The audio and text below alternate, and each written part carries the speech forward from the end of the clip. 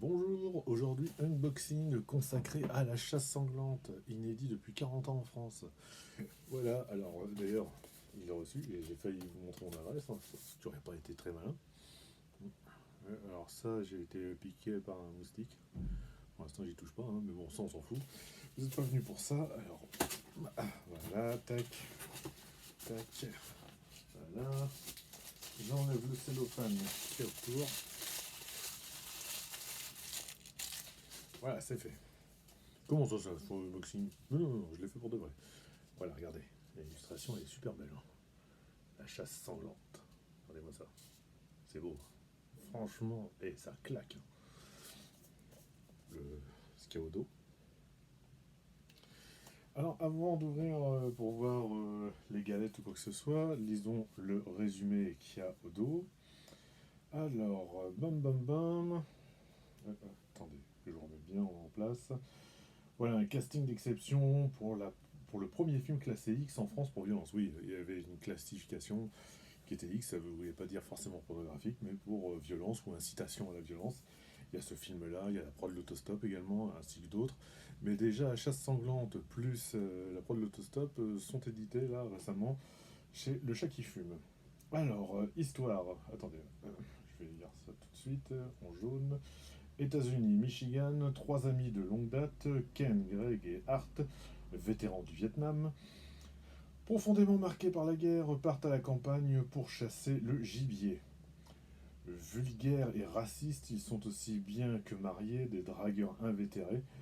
Lors d'une halte dans une station-service, ils repèrent Nancy et son amant Martin. Lorsque ces derniers reprennent la route, le trio décide de les suivre. Oui, bah oui, comme ça, d'où la chasse. Avant de les neutraliser pour les conduire dans leur repère, c'est-à-dire un chalet isolé dans la forêt. Débute alors pour Nancy et Martin un véritable cauchemar. La chasse sanglante, sortie en 1974, fut classée X 2 ans plus tard. Là, je voyais que c'était l'année même. Bon.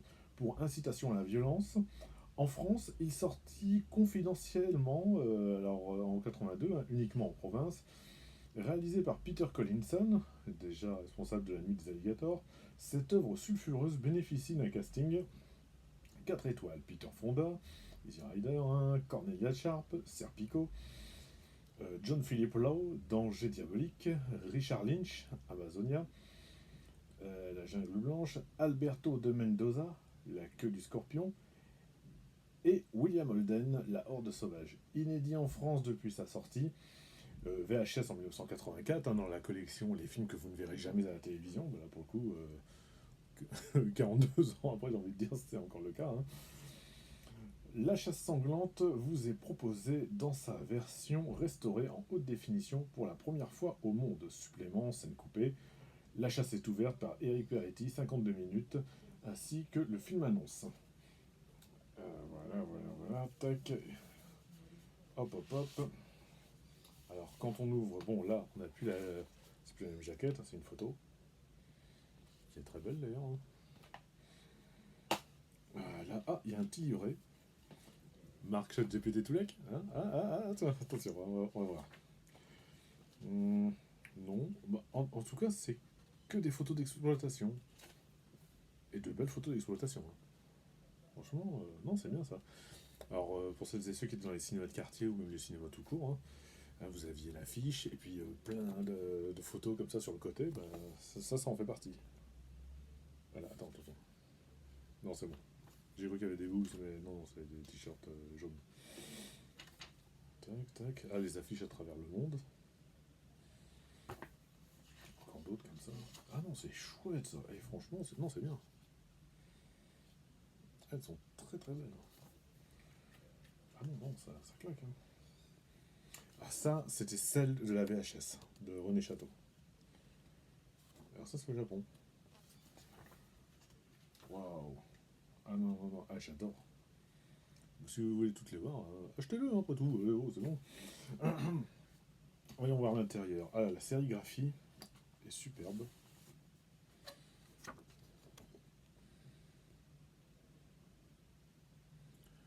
Ah, putain. Non, mais même et le rendu des couleurs, etc. et tout. Et ça va le faire, hein. Alors évidemment dedans vous avez le HD, hein, Ultra HD, voilà, tac tac, et la galette Blu-ray.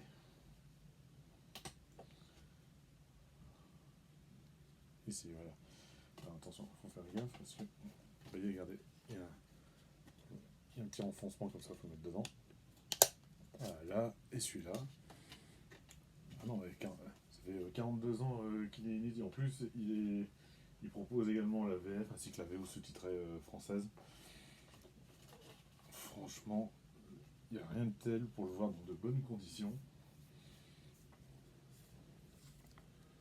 Très joli livret au passage aussi.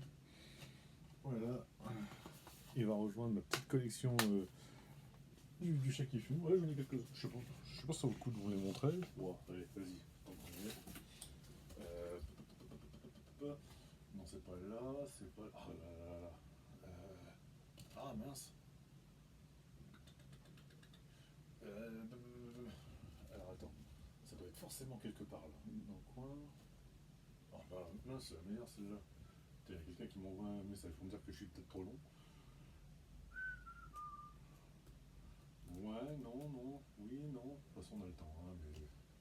On a le temps, ouais, mais je les vois pas. Uh -huh, uh -huh, uh -huh, uh -huh, uh -huh, uh -huh.